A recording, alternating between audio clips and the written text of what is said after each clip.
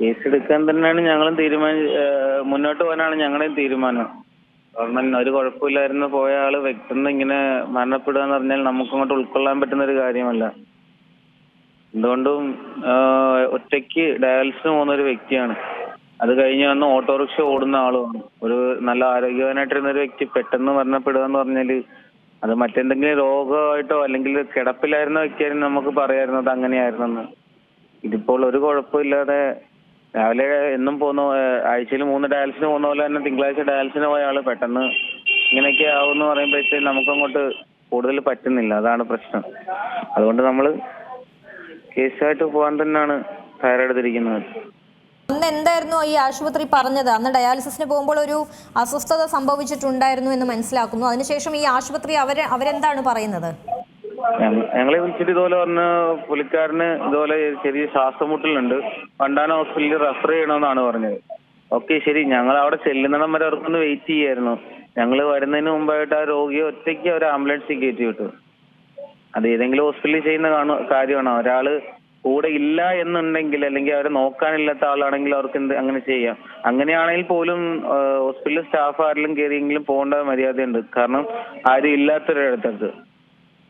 പക്ഷെ ഈ ഒരു ഇതെന്ന് പറഞ്ഞാല്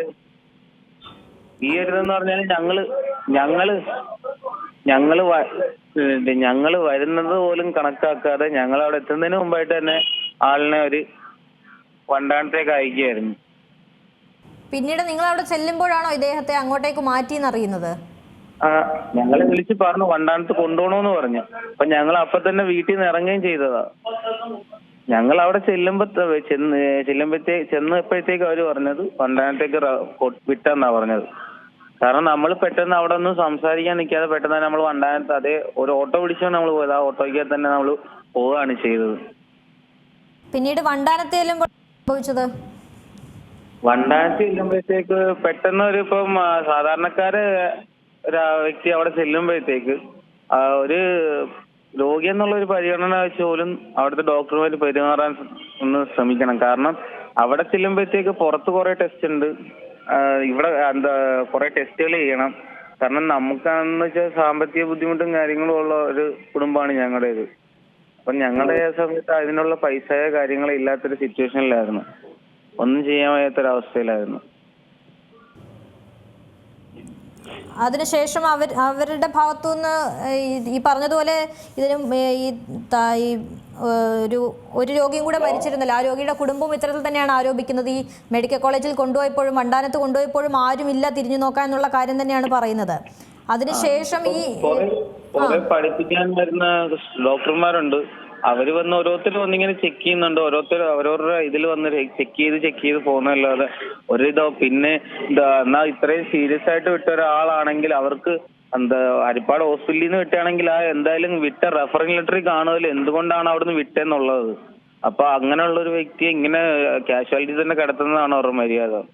ഇപ്പൊ അത്ര സീരിയസ് ആയിട്ട് വിട്ട ഒരാളാണെങ്കിൽ ആ രീതിയിൽ തന്നെയല്ലേ നോക്കേണ്ടത്. അതാണ്. അപ്പൊ കുഴപ്പമില്ലാതെ വന്ന ആളാണെങ്കിൽ അവർ നോർമൽ ആയിട്ട് അങ്ങനെ നോക്കി നിർത്താന്ന് പറയുന്നത്. ഇപ്പൊ സീരിയസ് ആയിട്ട് അവിടുന്ന് റെഫർ ചെയ്ത ഒരു വ്യക്തിയാണത്. അപ്പൊ ഈ റെഫർ ചെയ്ത ഒരു വ്യക്തിയാണെങ്കിൽ ആ ഒരു രീതിയിൽ അവർക്ക് നോക്കിക്കൂടായ. അപ്പൊ എത്ര ഇതാണെന്ന് പറഞ്ഞാലും ഒരു ജീവനല്ലേ. അതെ.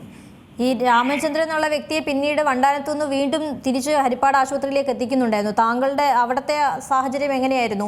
ഈ വണ്ടാനത്ത് തന്നെ നിങ്ങൾ നിൽക്കുമ്പോഴും അവിടെ ഡോക്ടർമാരും നിങ്ങളെ ശ്രദ്ധിച്ചിട്ടില്ല. പിന്നീട് എന്താണ് ആ രോഗിക്ക് സംഭവിച്ചത്? മേഡം ഞാൻ പറഞ്ഞല്ലോ, അവര് വന്ന് ഓരോ ഡോക്ടർമാര് വന്ന് നോക്കുന്നു പോകുന്നു. അവര് വന്ന് ഒരു 10 ഡോക്ടർമാരെങ്കിലും വന്ന് BP ചെക്ക് ചെയ്തതാണ്. എന്തിനാ ഇതിന് മാത്രം ആൾക്കാർ BP വയ്ക്കുന്നത് നമുക്കറിയാൻ വയ്യ. അവര് കുറെ ടെസ്റ്റും കാര്യങ്ങളുണ്ട്. ഒന്നാമത്തെ കാര്യം എന്ന് പറഞ്ഞാൽ പുള്ളിക്ക് ഈ കാർഡോ കാര്യങ്ങളൊന്നും ഇല്ലായിരുന്നു. BPLന്റെ കാർഡോ കാര്യങ്ങളൊന്നും ഇല്ലായിരുന്നു. നമുക്ക് അതുകൊണ്ട് പുറത്ത് തന്നെ ടെസ്റ്റും കാര്യങ്ങളെല്ലാം ചെയ്യേണ്ടി വന്നത്. അത് എമർജൻസിന്നും പറഞ്ഞ് എഴുതി കൊടുത്ത ടെസ്റ്റുകളൊക്കെ അത് കിട്ടിയപ്പോ തന്നെ 5:30 എമർജൻസി എന്നും പറഞ്ഞ് കൊടുക്കുന്ന ടെസ്റ്റ് അത്. ഞങ്ങളത് അതിന്റെ അകത്ത് ചോദിച്ചപ്പോ പറഞ്ഞു, ഹോസ്പിറ്റലിനകത്ത് തന്നെ പറഞ്ഞത് ഇതിവിടെ ചെയ്യുന്ന ടെസ്റ്റാണ്, ചിലപ്പോൾ എമർജൻസി ആയതുകൊണ്ടായിരിക്കും പുറത്ത് കൊടുത്തതെന്ന്. ആ എമർജൻസി എന്ന് പറയുന്ന ടെസ്റ്റ് കിട്ടുന്നത് 3-4 മണിക്കൂർ കഴിഞ്ഞിട്ടാണ് ഞങ്ങൾക്ക് ടെസ്റ്റിന്റെ റിപ്പോർട്ട് കിട്ടുന്നത്. അപ്പോഴേക്കും ഈ രോഗിയുടെ ആരോഗ്യസ്ഥിതി മോശമാവുന്നുള്ള കാര്യം ഉറപ്പാണ്. അതെ, ഓൾറെഡി അതുപോലെ തന്നെ ആ ടെസ്റ്റ് കിട്ടിക്കഴിഞ്ഞ് ഐസിയിലോട്ട് മാറ്റുന്ന സമയത്തും എന്റെ പെങ്ങളുടെ ഹസ്ബൻഡിന്റെ അടുത്ത്, അതായത് എന്റെ അളിയന്റെ അടുത്ത് ഡോക്ടർ പറഞ്ഞെന്ന് പറഞ്ഞു ഈ ബ്ലഡിനകത്ത് ഇൻഫെക്ഷൻ ഉണ്ടെന്നാ പറയുന്നതെന്ന്. അളിയനോട് വിളിച്ചിട്ട് പറഞ്ഞെന്ന് പറഞ്ഞു. ആ സമയത്ത് ഞാൻ എന്തോ റിപ്പോർട്ട് കൊണ്ട് വേറെ എന്തോ വാങ്ങിക്കാൻ വേണ്ടി പുറത്തോട്ട് പോയപ്പോഴാണ് ഐസിനകത്ത് കയറ്റിയ സമയത്ത് ഈ അളിയനെ വിളിച്ചിട്ട് പറഞ്ഞെന്ന് പറഞ്ഞു ഈ ബ്ലഡിൽ ഇൻഫെക്ഷൻ ഉണ്ടെന്നുള്ള കാര്യം.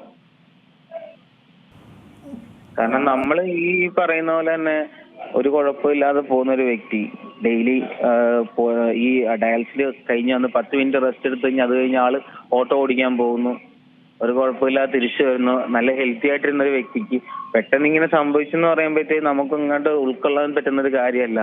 കാരണം ഓടിച്ചാടി നടന്ന അല്ലെങ്കിൽ കിടപ്പിലായിരുന്ന ഒരു വ്യക്തിയായിരുന്നു, അല്ലെങ്കിൽ മറ്റെന്തെങ്കിലും അസുഖം വല്ലാതെ അങ്ങ് മൂർച്ചയിൽ കിടന്നൊരു വ്യക്തിയായിരുന്നു. അപ്പൊ ആ ഒരു രീതിയിലായിരുന്നെന്ന് വെച്ച് ആയിരുന്നെങ്കിൽ നമുക്ക് പറയായിരുന്നു അങ്ങനെ മരണപ്പെട്ട. ഇത് ഒരു കുഴപ്പമില്ലാതെ രാവിലെ എണീറ്റ് പോയ വ്യക്തിയാണ്, സ്വന്തമായി ഓട്ടോ ഓടിച്ച് ഡയാലിസിസ് ഹോസ്പിറ്റലിൽ പോയതാണ്. അവർ ഹരിപ്പാട് താലൂക്ക് ഹോസ്പിറ്റലിൽ സ്വന്തമായി വണ്ടി ഓടിച്ചു പോയ ഒരു വ്യക്തിയാണ്.